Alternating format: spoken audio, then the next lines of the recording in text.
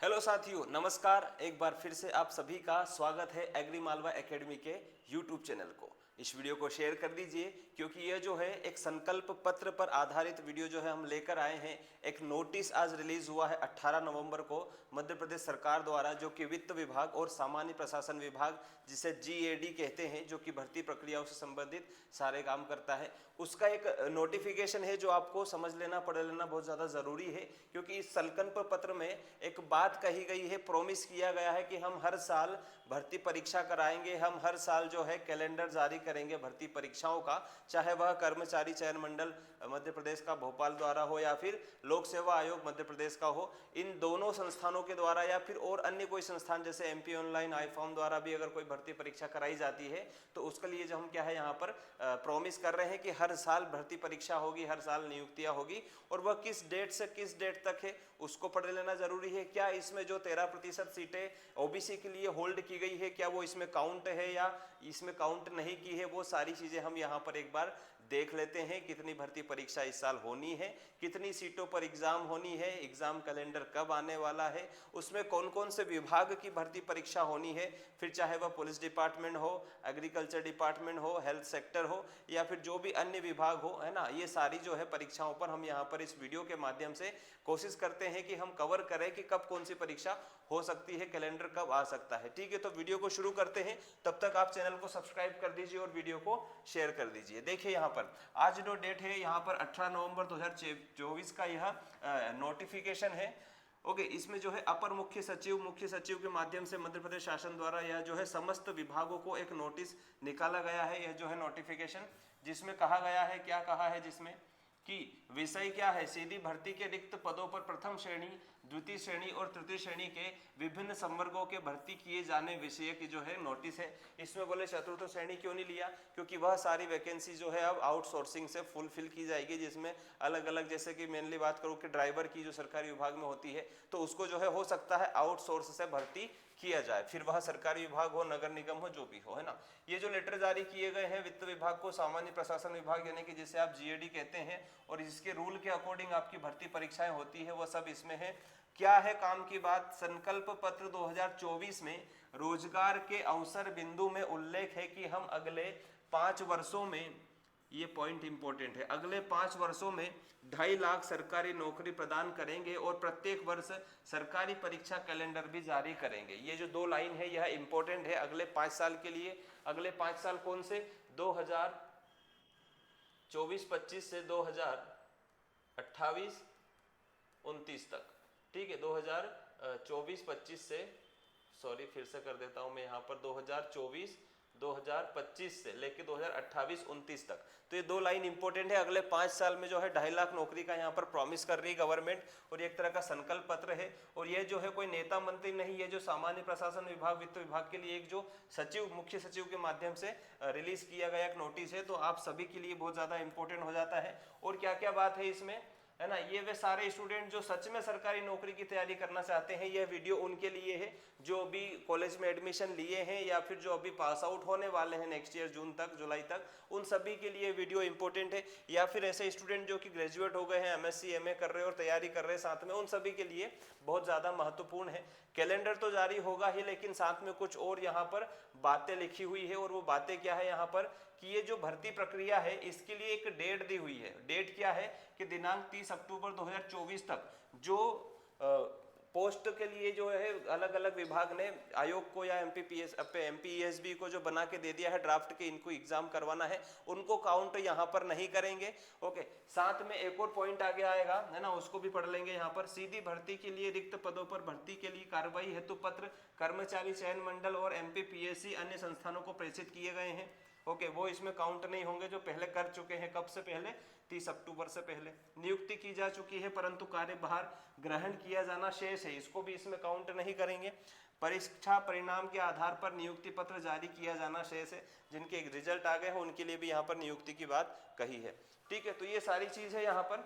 Okay, और भी कुछ पॉइंट है वो भी हम यहाँ पर डिस्कस करने की कोशिश करते हैं, जैसे कि राज्य शासन में सीधी भर्ती रिक्त पदों को भरे जाने के संबंध में वित्त विभाग ने एक परिपत्र जारी किया है, जिसके अलग अलग क्रमांक है, उसको आप देख सकते हैं यहाँ पर। 5% पदों की सीधी भर्ती की पद पूर्ति करने हेतु प्रशासनिक विभाग को अधिकृत किया गया है, जो कि परिपत्र प्रभावशीलता अवधि अर्थात 5 वर्ष वर्ष 28 से 29 तक 2028 से 29 तक के लिए स्थगित किया जाता है। मतलब कि जो भर्ती नहीं करनी थी उस बात को स्थगित करके यहाँ पर ये बात लाई गई है कि अब भर्ती करना है। अच्छी बात है, समय रहते साल खत्म होते होते ये जो है नोटिस आ गया, तो उससे क्या होगा कि बच्चों के अंदर थोड़ा सा ये चीज़ रहेगी कि जो लेजीनेस आ रही थी, जो पढ़ाई नहीं कर पा रहे थे, वो ठीक ठाक तरीके से पढ़ाई कर लेंगे, है ना।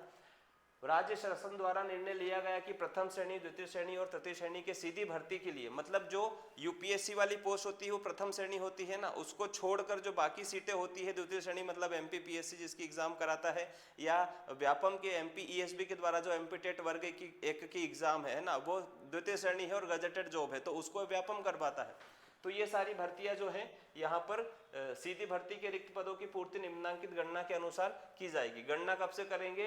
1 अप्रैल 2024 से यहाँ पर गणना की जाएगी, ओके, कि कितने पोस्ट खाली है, और जो नोटिफिकेशन भेजे जा चुके हैं ड्राफ्ट बनाकर 30 अक्टूबर 2024 के पहले उनको काउंट नहीं करेंगे, लेकिन इसके बाद जो कंडीशन क्रिएट हो रही कि कितनी सीटें खाली है उनको उनके ऊपर एग्जाम करवाएंगे। इसके अंतर्गत जो है हमने पढ़ा था कि पीएससी और अन्य संस्थानों और ईएसबी को जो है रिक्त पदों के लिए यहाँ पर रिक्त पदों की गणना में सम्मिलित नहीं किए जाएंगे, मतलब कि जो दे चुके हैं ड्राफ्ट उनको नहीं करेंगे। इंपॉर्टेंट पॉइंट है कि 13% पद जो पिछड़ा वर्ग के लिए अंतिम परीक्षा परिणाम के उपरांत रोके गए थे हाईकोर्ट के आदेश के वेट में, है ना, उस इंतजार में उनको भी रिक्त पदों की गणना में काउंट नहीं किया जाएगा। इसके बाद में और क्या पॉइंट है? उपरोक्त तो यहाँ पर जो है संवर्ग, इसमें रिक्त पदों की संख्या 1 से 50 तक है, तो ठीक है कि पद पूर्ति 2 चरणों में की जाएगी, जैसे अर्थात 50% पद वित्तीय वर्ष 2024-25 में, मतलब अभी भी दिसंबर बचा है, इसमें हो सकता कोई एग्जाम का अनाउंसमेंट हो। शेष 50% पोस्ट जो है यहाँ पर 2025-26 में इसकी परिपूर्ति की जाएगी, मतलब एग्जाम होगी आपकी। अगर दिसंबर में हो जाए तो बहुत अच्छा, और अगर दिसंबर में नहीं हो तो यहाँ पर 2024-25 बोला है ना, तो ये जाएगा कहाँ तक? 31 मार्च तक। यह जो वित्त वर्ष जाएगा 31 मार्च तक ही जाएगा।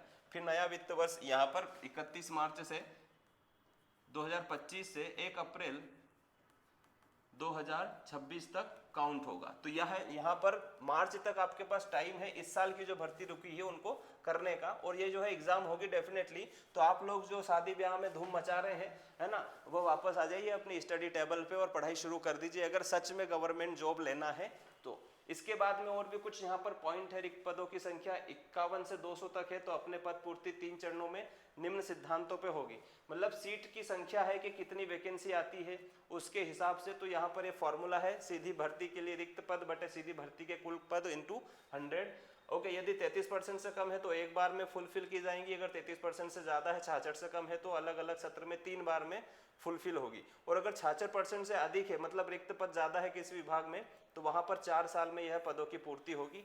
ऐसे कई सारे नियम हैं, जो मुख्य नियम थे वो हमने पढ़ लिए कि यहाँ पर ओबीसी की जो सीटें जिन पे एग्जाम हुई और होल्ड हो गई सीटें वो काउंट नहीं होगी इसमें, उस पर जो है हाईकोर्ट के निर्णय के अनुसार यहाँ पर काम चलेगा। इसके अलावा कुछ काम है, जैसे कि क्रमांक 3 मुख्य आउटसोर्स पर चतुर्थ श्रेणी के कर्मियों की सेवा प्राप्त करने संबंधी नीति निर्देश है कि इसके लिए जो है एग्जाम नहीं होगी, चतुर्थ श्रेणी के लिए सीधी भर्ती होगी, ठीक है। यहाँ पर जो है कुछ प्रमुख अधिकारियों के, प्रशासनिक अधिकारियों के साइन है, और ये जो लेटर है कहाँ कहाँ भेजा गया है, यहाँ पर सचिव मध्य प्रदेश लोक सेवा आयोग इंदौर, उप सचिव मुख्य सचिव कार्यालय को भी भेजा गया है, संचालक कर्मचारी चयन मंडल मध्य प्रदेश भोपाल, निजी सचिव में कौन है? निजी सचिव में सामान्य प्रशासन विभाग को गया है, और निजी सचिव में जो है पर्सनल जो सेक्रेटरी होते हैं वित्त विभाग, उनको भी है जो सारा लेटर गया है, और इस पे जो अपर सचिव है उनके भी क्या है, सिग्नेचर है। तो आप समझ सकते हैं कितना इंपॉर्टेंट है यह संकल्प पत्र, जो कि प्रशासन द्वारा जारी किया गया है, सचिवालय से जारी किया गया है। तो आप सभी से निवेदन है कि एक बार फिर से तैयारी में जुट जाएं, जिनको भी पढ़ना है। अब मैं विभाग का बता दूं, यहाँ पर विभाग वाइज बात करें तो आपको पता होगा, क्योंकि अपना जो काम है पढ़ाने का वह एग्रीकल्चर डिपार्टमेंट में है, लेकिन बेसिकली देखा जाए तो जो है स्वास्थ्य विभाग में, पुलिस विभाग में भी सीटें खाली है, शिक्षा विभाग में भी खाली है, और अभी हाल ही में वर्ग 3 का जो है पात्रता परीक्षा हो रहा है ना। तो इसका मतलब ये कि वर्ग 2 का भी पात्रता परीक्षा आएगा, वर्ग 1 का पात्रता परीक्षा भी आएगा, हो सकता है वो मार्च 2025 के बाद आए। है ना। लेकिन इसके साथ साथ पुलिस डिपार्टमेंट में फिर 7,500 पोस्ट कांस्टेबल की आनी है। 500 पोस्ट एमपीएसआई के लिए चर्चा चल रही है कि उस पर भी एग्जाम हो सकती है, लेकिन अभी कंफर्म नहीं हुआ है। उसके बाद में जो है आंगनबाड़ी में महिला सुपरवाइजर की पोस्ट रिक्त है, उस पर एग्जाम हो सकती है। स्वास्थ्य विभाग में जो है सैनिटरी ऑफिसर जितने भी हैं उनका भी हो सकता है यहाँ पर एग्जाम। ओके, और साथ में जेल प्रहरी और जो तमाम पोस्ट है, जेल फॉरेस्ट गार्ड की एग्जाम है। एग्रीकल्चर में बात करें तो जो है एक तो पोस्ट एडीए की है जो एमपीपीएससी से होगी, और उसके बारे में बता दूं कि जो है दिसंबर 2025 तक जो है इस एग्जाम की डेट आ सकती है कि कब एग्जाम होगी, मतलब नोटिफिकेशन वगैरह सब। पोस्ट की बात करूं तो जो यहाँ पर 70-75 से ज़्यादा पोस्ट आ सकती है ना। पहले पता चला था कि 50-55, लेकिन अब जो कुछ सूत्रों से पता चला है वह यह है कि 70-75 से ज़्यादा सीटें यहाँ पर आ सकती है, जिसके लिए बीएससी एजी प्लस एमएससी किसी भी डिपार्टमेंट से जो ग्रेजुएट है वह एलिजिबल होगा, है ना। यहाँ पर BSc forestry, BSc horticulture eligible नहीं है, पहले से ही एमपीपीएससी के जो रूल बुक आती है एडीए के लिए उसमें लिखा गया है। क्योंकि एडीएच में जो बात आती है उसमें यह आती है कि जो है एमएससी हॉर्टिकल्चर से होना चाहिए, फिर आपने बीएससी एजी किया या बीएससी हॉर्टी किया उससे फर्क नहीं पड़ता।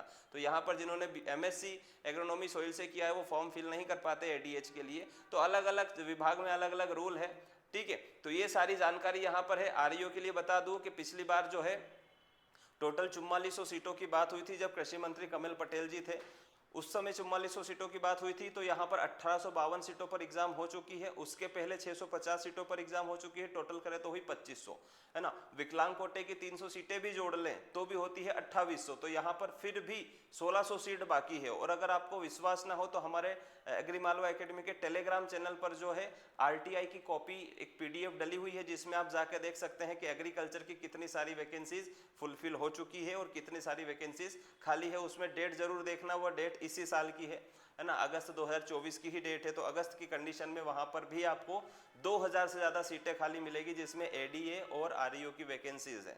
ठीक है दोस्तों, तो ये सारी जानकारी आप सभी के लिए है। उम्मीद है आप सभी को जो है इसमें कुछ संभावनाएं नजर आ रही होगी, क्योंकि गवर्नमेंट है का नोटिस है, फेक तो नहीं है, संकल्प पत्र है, मतलब एग्जाम तो डेफिनेटली होगा। अब वह मार्च 2024 में हो या मार्च 2025 के पहले हो, ओके सॉरी, मार्च 2025 के पहले हो या मार्च 2025 के बाद हो, है ना, ये सारी चीजें इसमें हैं। तो बने रहिए, डटे रहिए अपनी तैयारी के लिए। अगर सच में सरकारी नौकरी प्राप्त करना है तो एक भी दिन खराब मत करना, एक भी मिनट खराब मत करना, अपनी तैयारी करते रहना। ओके, और भी किसी प्रकार की जानकारी चाहिए तो आप हमें हमारे संस्थान के इस नंबर पर कांटेक्ट कर सकते हैं 9406778030, या फिर आप टेलीग्राम चैनल ज्वाइन कर सकते हैं, वहां पर सभी जानकारी जो है टेलीग्राम चैनल पर प्रोवाइड की जाती है। ठीक है दोस्तों, तो मिलेंगे जल्द ही अगले वीडियो में। धन्यवाद, जय हिंद, जय भारत।